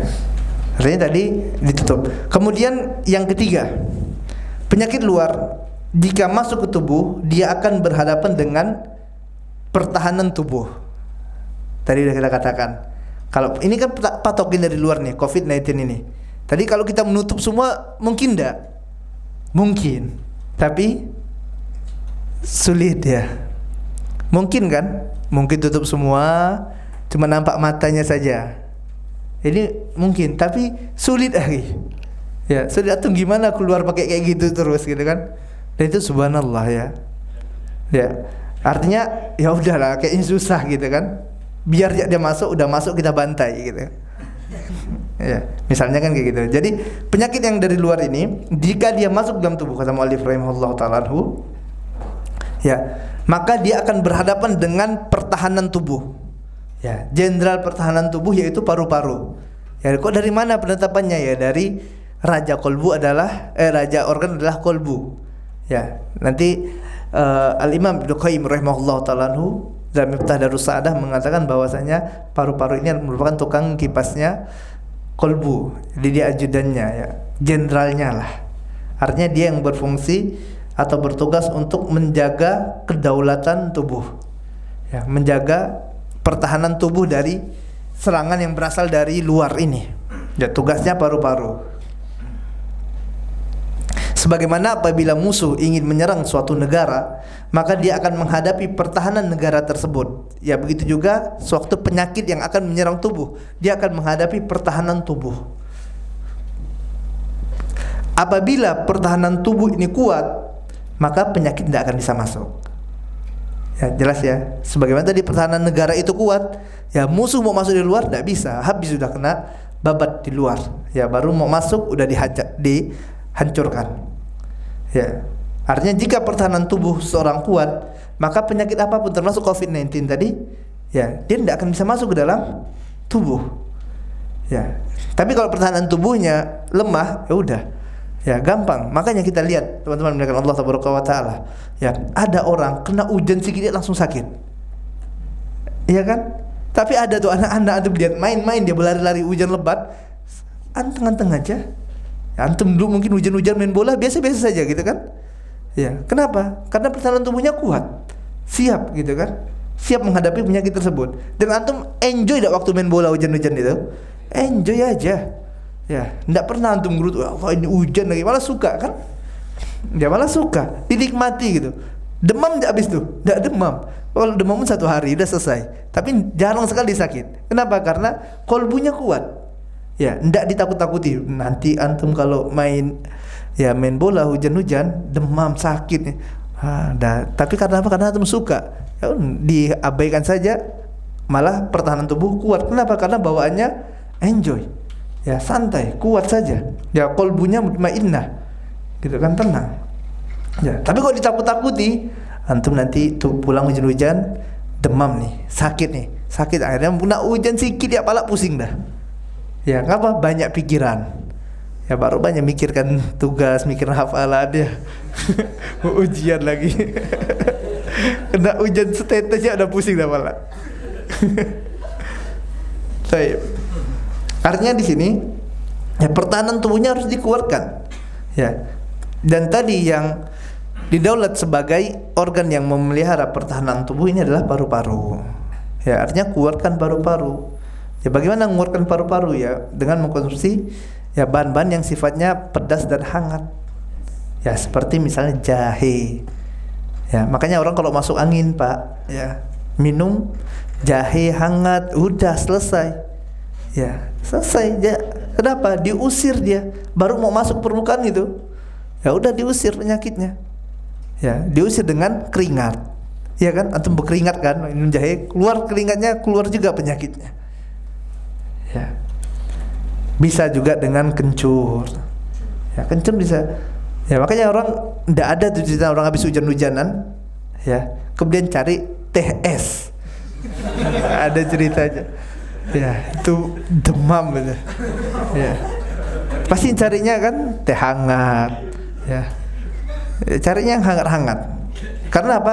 Ini fitrah jamaah yang Allah Subhanahu wa taala. Ini fitrah kita. Fitrah kita seperti itu, ya. Sebelum terkotori gitu kan. Terkotori udah beda. Ya, fitrahnya kayak gitu. Pasti carinya yang pedas, hangat. Mie ayam pedas gitu kan. Kasih pedas, panas udah tuh. Bek, ya keluar-keluar keringatnya. Ya, hilang enggak jadi demam. Ya. Kenapa? Paru-parunya dikuatkan. Ya, artinya tadi di antara cara untuk menangkalnya adalah dengan menguatkan pertahanan tubuh. Ya, kuatkan pertahanan tubuh apa? Artinya kalau nanti penyakit masuk, ya karena tadi sulit sekali untuk mencegahnya, apalagi peredarannya luar biasa. Ya, biar aja dia masuk, kita bantai dia datang gitu kan. Kan bahasanya seperti itu gitu ya. Belum tidak takabur, yang sombong, bukan sombong. Jangan makanya apa nasihat Rasul yang mulia SAW, kalau ada wabah bukan kita datangi, ya kita tinggalkan. Ya kita tinggalkan, kita menjauh. Tapi pun kalau seandainya musuhnya datang gitu kan, ya bagaimana kita tubuhnya sudah siap menghadapi musuh tersebut. Faham ya di sini? Baik. Kemudian selanjutnya yang keempat, teman-teman yang Allah Subhanahu wa taala, patogen tadi yang berasal dari luar yang masuk ke dalam tubuh ini akan ada dua keadaan. Ya, pertama patogen ini atau serangan yang berasal dari luar ini. Jadi pengobat timur itu kayak gitu, dia menggambarkan penyakit itu bagaikan musuh dan tubuh itu sebagai medan pertempurannya. Kita harus tahu nih pemetaannya, ini musuh nyerang bagian mana. Ya, nanti kita kerahkan pasukannya ke sana gitu kan. Yang mana pasukan bisa menyerang untuk musuh yang masuk ini. Misalnya diserangnya di hati, ya, kita kerahkan pasukannya, obat-obatan tadi, tanaman kita ke hati. Ya, biar dia bisa mengusir. Jadi menjadikan apa? Tubuh tadi sebagai medan peperangan.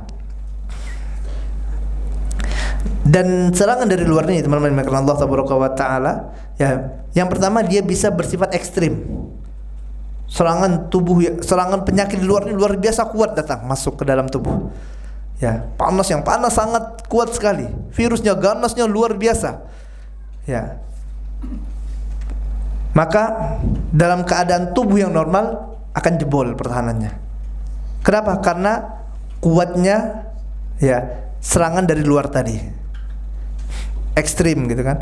Artinya kalau kayak gitu kita juga harus ekstrimkan pertahanannya, tidak bisa biasa-biasa.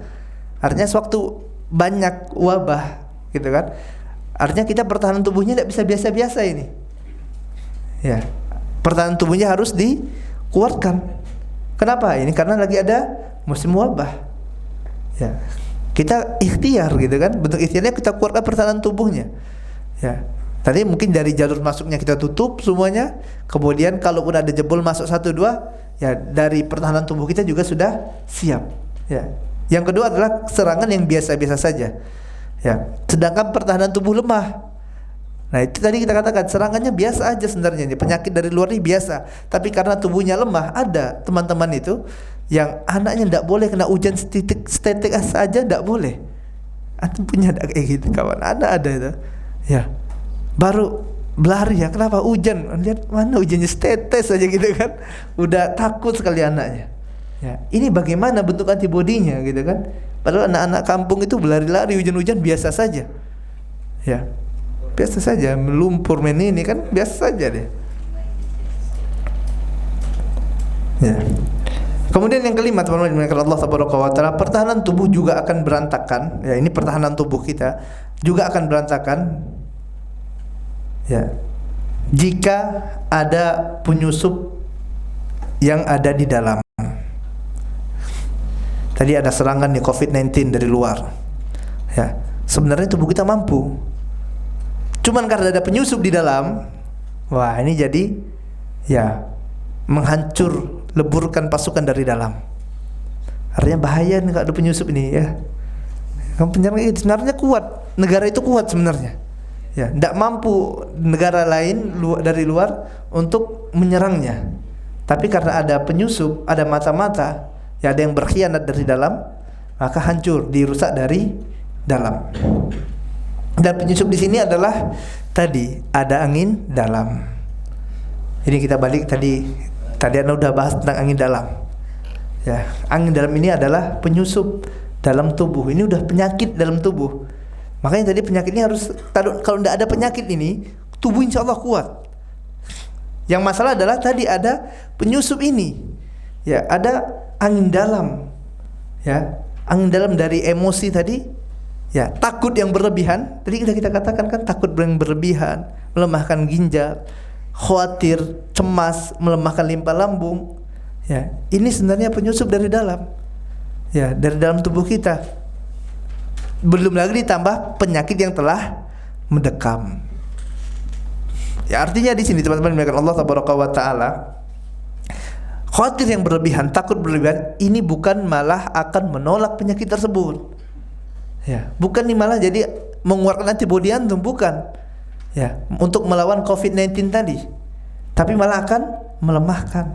Udahlah banyak penyakit yang mendekam tadi. Bertahun-tahun makan ya makanan-makanan yang cepat saji gitu. Udah banyak penyakit dalam tubuh ini. Belum selesai gitu kan. Harusnya kan diselesaikan. Ya. Kemudian ya ditambah lagi emosinya yang tidak stabil. Makanya orang kalau banyak pikiran gampang sakit kan.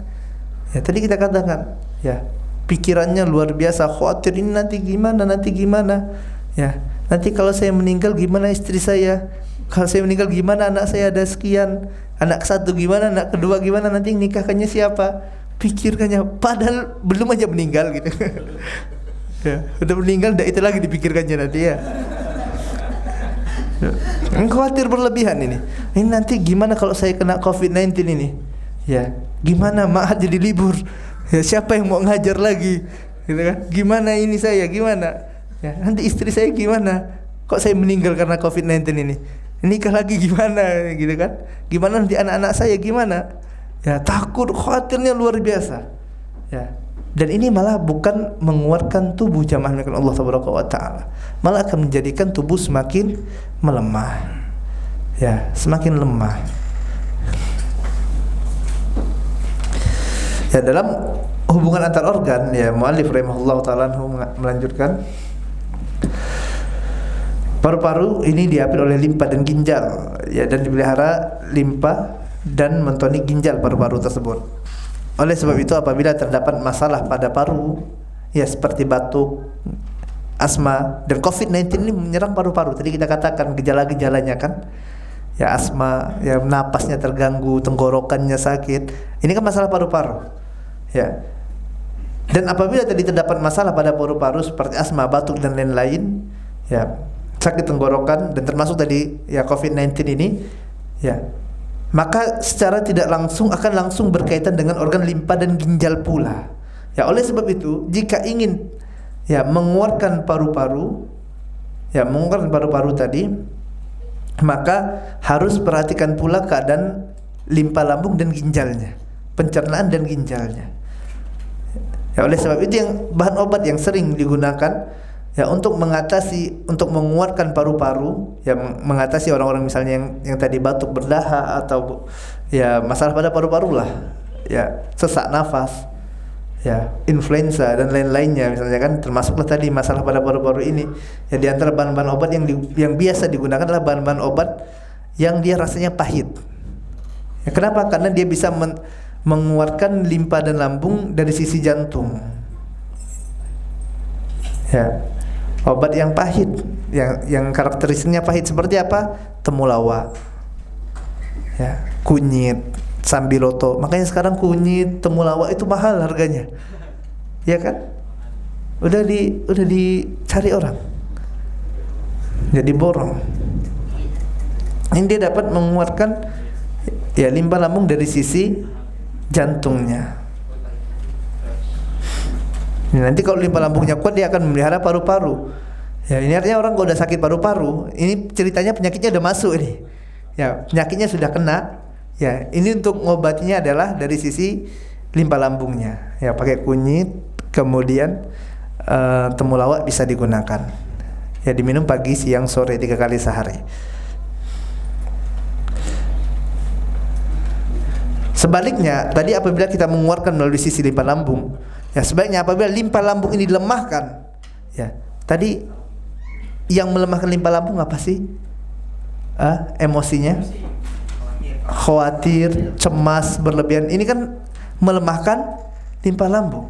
Dampaknya, ya apabila limpa lambung semakin lemah, kemudian ginjal juga dilemahkan dengan takut yang berlebihan, ya khawatir campur dengan takut, ginjal lemah, limpa lambungnya lemah, ya maka akan menjadikan patogen atau penyakit angin luar tadi untuk masuk ke dalam tubuh, ya termasuklah COVID-19.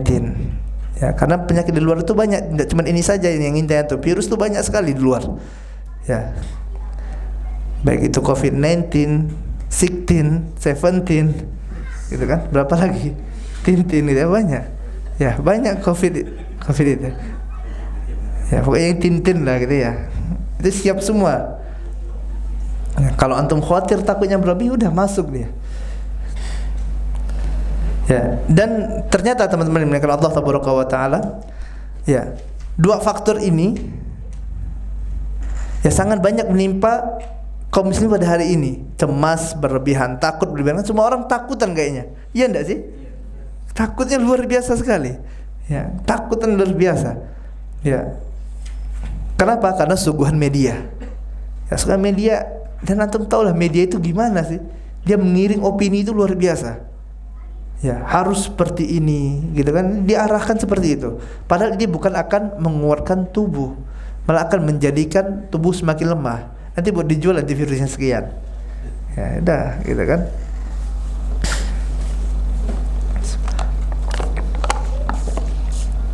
Ya.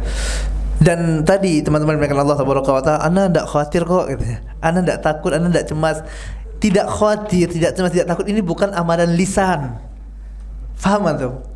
Ya. Antum tidak takut, ini bukan cuma antum katakan ana tidak takut, ana tidak khawatir, tapi setiap detik buka terus gitu kan. Ini update terus, aduh udah sekian, katanya biasa saja, ya biasa saja gitu kan. Ya kita tetap ikhtiar. Ya, preventifnya tetap ada. Tadi udah kasih tahu banyak sekali dah caranya.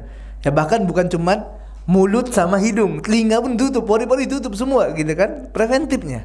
Ya, siapkan pertahanan tubuhnya. Kemudian kalau dia pun masuk, kita babat di dalam gitu kan. Ya, semaksimal mungkin kita gunakan potensi-potensinya untuk apa? Dalam bentuk ikhtiar kita. Ya. Tapi jangan berlebihan takutnya. Takut boleh, khawatir, lihat subhanallah ini kok cepat sekali penyebarannya. Gitu kan? Khawatir sewajarnya sajalah. Gitu kan, sebagaimana penyakit-penyakit lain yang terus mengintai. Ya. Yang pasti antum akan mati gitu kan. Itu kematian itu pasti akan datang. Kemungkinan antum kena virus ini berapa persen sih? Ya, ada 50%. Ya, paling berapa persen? Tapi kematian antum 100%.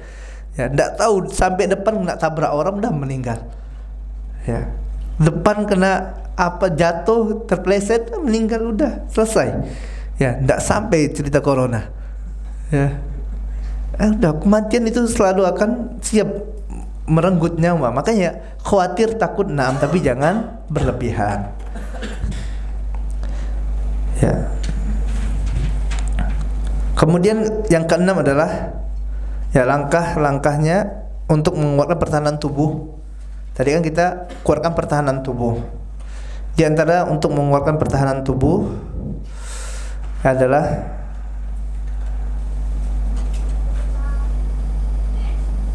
ya tidak hanya tadi ya tidak hanya tadi hanya pakai masker saja. Ya, bukan berarti tidak boleh pakai masker. Tidak hanya pakai masker. Ya, tidak hanya cuci tangan toh. Ya. Ataupun pakai antiseptik saja tidak. Ya.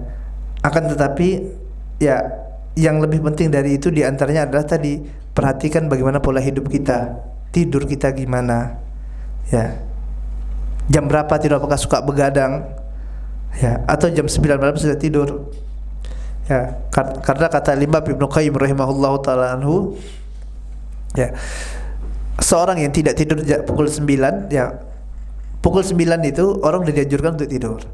Kenapa? Karena haroroh dari luar akan masuk dalam tubuh untuk mencerna makanan.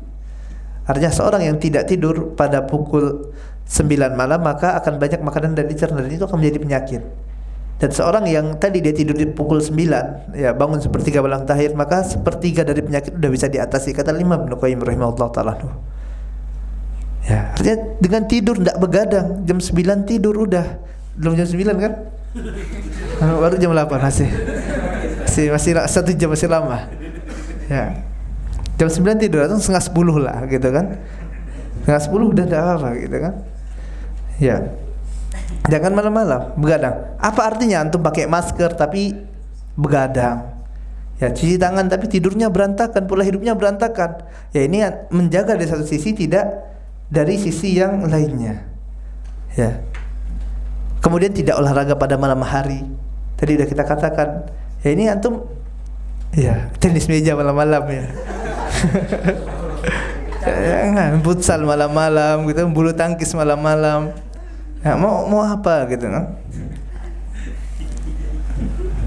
Kemudian juga ya selanjutnya makan dan minum ya jangan berlebihan. Tadi kita katakan Imam Syafi'i rahimahullah taala mengatakan ya penyebab penyakit itu ada 3. Yang pertama adalah makan dan minum berlebihan. Yang kedua adalah hubungan badan yang berlebihan. Yang ketiga adalah minum minuman keras. Kata Imam Syafi'i ini nih 3 penyebab penyakit. Maka jaga makanan kita, ya. Jaga jangan berlebihan. Ya, perhatikan apa yang kita makan nanti jadi apa nih, tujuannya kemana.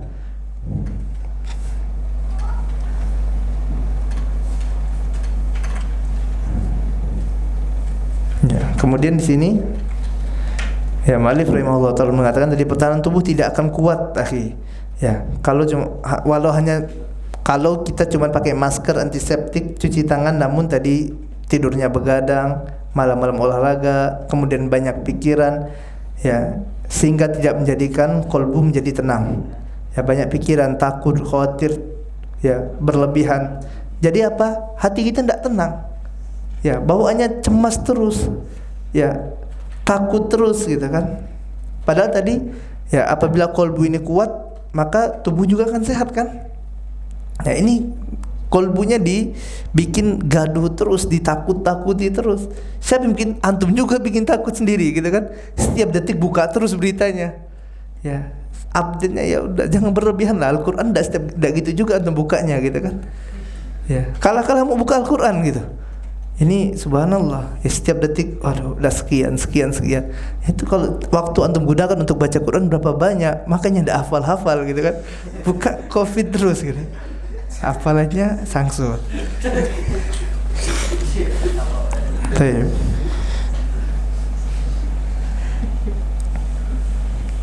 Ya belum lagi tadi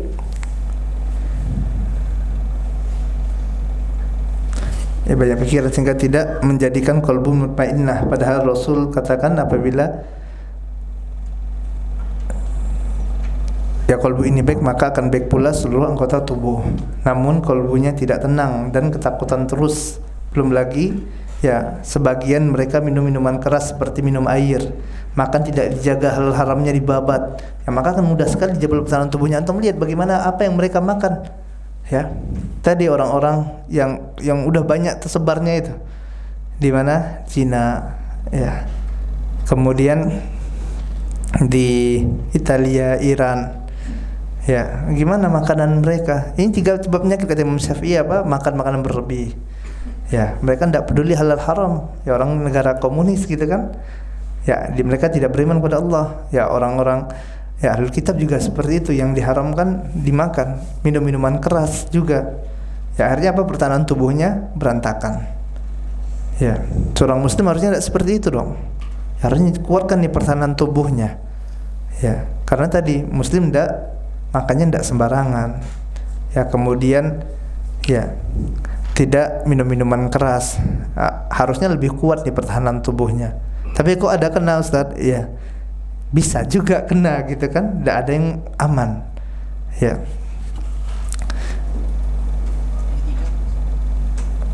Ya. Pertama, makan dan minum berlebihan. Kedua, hubungan berlebihan, berhubungan suami istri. Ya. Yang ketiga, minum minuman keras. Kemudian langkah yang kedua, tadi pertama pola hidup sehat. Yang langkah kedua adalah berpantang. Antum harus berpantang, akhi. Ya, untuk diantara tips untuk melawan COVID-19 ini kita harus berpantang. Apalagi sekarang lagi banyak wabah. Tadi, ya, tinggalkan makanan-makanan instan. Kenapa? Udah jangan lagi mupuk penyakit dalam tubuh ini. Kenapa? Karena ada penyakit luar nih mau nerkam antum ini. Ya, artinya kita bikin tubuh kita ini udah prima, siap. Artinya sewaktu ada tadi ya panggilan untuk melawan penyakit ini, penyakitnya datang misalnya kan. Ya, tubuh antum dipanggil udah prima, dia tidak ada penyusup dari dalam. Ya, hawa melekamnya udah tidak ada. Artinya tadi stop dulu nih makanan-makanan yang dapat merusak, ya, makanan-makanan instan. Ya, banyak makanan-makanan instan yang siap saji itu. Ya. Kemudian kurangi juga makanan-makanan yang berminyak tadi. Ya, yang minyak yang bagus pakai direbus atau dibakar saja. Ya, tadi udah Ana jelaskan kenapa minyak itu tidak bagus. Kalau mau minyak zaitun gitu kan. Tapi ya mahal. Ya, kemudian santan juga tidak bagus, ya, ditinggalkan. Dan yang perlu diperhatikan bahwasanya paru-paru ini, teman-teman, yang Allah Taala, tadi COVID-19 ini dia menyerang paru-paru, dan paru-paru ini dia sifatnya kering dan tidak menyukai yang kering. Ya, artinya kalau ada sesuatu yang kering, maka akan menjadikan paru-paru ini tertekan. Dan ketahuilah bahwasanya ya AC itu kering. Ya, makanya kurangi, gitu kan. Kemudian es itu kering, kurangi minum es. Makanya kalau orang batuk, ya minum es sembuh ndak? Mungkin jadi kan? Kenapa? Karena dia kering. Ya, akan menyakitkan paru-paru. Ya, dan paru-paru bukan sumber energi vital. Begitu juga tadi di AC pun kering. Kulkas itu kering. Ya, air es, kulkas itu kering. Ya, dan ini akan tadi melemahkan paru-paru. Antum pakai masker, esnya jalan terus, ya percuma saja. Ya, sama kayak apa? Orang diabetes minum obat tapi makan gula. Kira-kira gimana tuh? Makan obat tapi gulanya tidak berhenti. Ya, akan lemah. Antum jaga tadi dari luar, yang tutup cuma mulut pakai masker. Ya, es batu, esnya minum es ini tidak berhenti gitu kan. Dari dalam dilemahkan terus paru-parunya. Ya, artinya cuma nutup sedikit. Ya, tapi kalau ada penyakit yang masuk dari luar, dia ahlan wa sahlan. Ya, diterima, ya udah. Ya, pertahanan tubuhnya tidak kuat.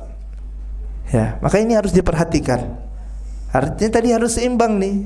Ya, memperhatikan sebab tadi penyebab agar COVID-19-nya ini tidak masuk dari luar. Kemudian kalau dia masuk, kita siapkan pertahanan tubuh yang prima. Ya, artinya tadi esnya dikurangi, ya ditinggalkan. Kemudian AC-nya dikurangi. Boleh pakai AC tapi kipas angin lebih bagus, ya. Apalagi untuk keadaan sekarang. Makanya kata mereka tadi, apalagi kalau misalnya di ruangan ber AC gitu kan, ya, maka virusnya cepat gitu ya. Gimana sih istilahnya, cepat tersebarnya gitu kan. Ya, kalau di pengobatan timur, ya, kita katakan bahwasanya tadi yang seperti ini menjadikan pertahanan tubuh melemah. Ya, AC, kemudian ya es, ini menjadikan pertahanan tubuh melemah, yang efeknya maka akan lebih mudah terserang penyakit. Dan tadi COVID-19 cuma salah satu penyakit yang siap menerkam antum. Ya, penyakit di luar itu banyak. Kemudian yang ketujuh dan yang terakhir ini, teman-teman Allah Taala, ya kita tetap taat dan patuh kepada pemerintah. Ya, ulama dan pada ulil amri. Ya, ikuti arahan pemerintah gitu kan. Misalnya di antara arahannya untuk mengurangi, untuk hadir di tempat-tempat keramaian, ya udah antum taati. Ya, jangan ke pasar gitu ya. Karena kena ke pasar ya. Ya, tempat-tempat keramaian lah, artinya dikurangi. Ya, karena kalau untuk ditiadakan sama sekali mungkin enggak. Kayaknya sulit sekali gitu kan. Ya, artinya cuman presentasinya aja mungkin dikurangi. Ya, kenapa? Karena himbauan dari penguasa untuk memutus tadi. Ya, kemudian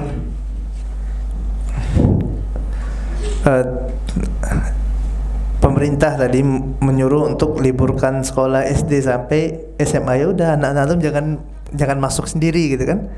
Liburkan juga. Ya. Tapi SD sampai SMA, antum kan bukan SMA lagi di sini. Ya, udah bukan anak-anak lagi gitu kan. Kan SMA ya. Kan di surat edarannya itu PAUD sampai SMA. Yang kelas 6 SD enggak libur, masuk. Ya, ini kan teman udah SMA lagi, udah lewat masanya gitu kan. Dia enggak masuk gitu ya. Kemudian tetap taat dan patuh, ya ikuti arahan para ulama rabbani ya tentang bagaimana bermuamalah di tengah wabah seperti ini. Dan subhanallah, alhamdulillah ya, para a'immah ya, para ulama senantiasa menuntun kaum muslimin gitu kan. Ya, kemarin bagaimana Syekh Abdul Razak udah memberikan nasihatnya, Syekh Ibrahim Urhaili dan para kibarul ulama. Ya. Dan itu diikuti bagaimana anjurannya, ya bagaimana kita bermuamalah di dalam keadaan yang ya wabah sedang marak seperti sekarang ini, sedang tersebar. Kemudian tingkatkan ketakwaan kepada Allah Taala. Ya, tingkatkan ketakwaan kepada Allah Taala.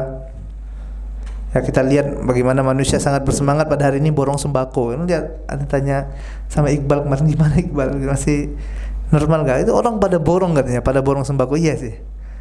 Ada yang sampai berapa karung gitu beli beras gitu kan. Ya, antiseptik pun susah didapatkan.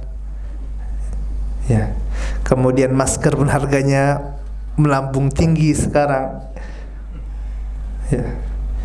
Kemudian sebagian melarang untuk keluar, ya tidak bisa keluar. Ya, untuk menjaga diri dari penyakit badan mereka luar biasa. Ya, namun tadi sedikit sekali dari mereka ya untuk misalnya untuk borong sembako untuk dibagikan kepada fakir miskin, kepada anak yatim kan sedikit sekali, tidak ada kayak gitu. Ya, sedikit sekali borong antiseptik atau penangkal dari kesyirikan dan kebidahan gitu kan. Ya, padahal ini luar biasa penyakit kolbu ini. Dan ingat, penyakit kolbu ini jauh lebih besar ya, jauh lebih buruk dampaknya daripada penyakit badan ya. Luar biasa kalau duduk bersama ahlul bidah, ahlul ahwa, ini jauh lebih merusak ya. Kemudian yang tadi yang terakhir sudah ya. Ya, yang terakhir tambah satu nih, yang terakhir sekali tadi tadi terakhirnya awal, ini terakhir sekali ini bonus. Ya, hendaklah bersabar dalam menghadapi musibah. Ya, bersabarlah dalam menghadapi musibah. Ya, belajarlah mengingat kematian yang selalu mengintai kita. Ya, baik itu dengan COVID-19, dengan corona. Ya, ini salah satu sebab kematian. Belum lagi yang bumi kapanpun siap berguncang. Ya, angin yang kapanpun siap menerjang gitu kan. Ya, kemarin subhanallah, ya angin, ya asap, itu semuanya ya, siap untuk merenggut nyawa kita. Ya, kematian antum jangan pernah merasa aman. Ya, jangan pernah merasa aman. Intinya kita semuanya pasti akan mati. Ya, kita pasti akan menemui kematian. Tinggal sekuat apapun orang itu, secerdas apapun dia, ya, sepintar apapun dia, setinggi apapun jabatannya, pasti akan mati.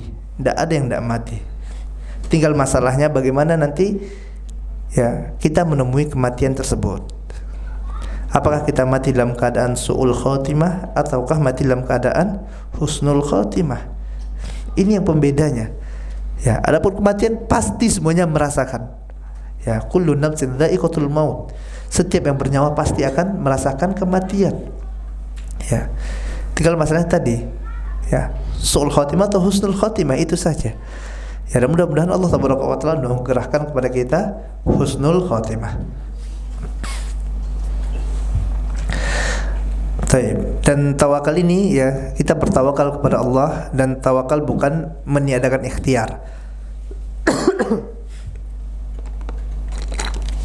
Ya, tawakal tetap harus berikhtiar, dan tadi ikhtiarnya adalah sebagaimana telah kita sampaikan tadi, ya, dengan menjaga diri kita, ya, menjaga pola hidup kita, kemudian berpantang juga, ya, kemudian jangan takut berlebihan, khawatir berlebihan, karena itu akan malah melemahkan, ya, diri kita. Dan, ya, data-data yang banyak sekali yang menunjukkan bahwasanya ternyata yang sembuh dari corona pun banyak.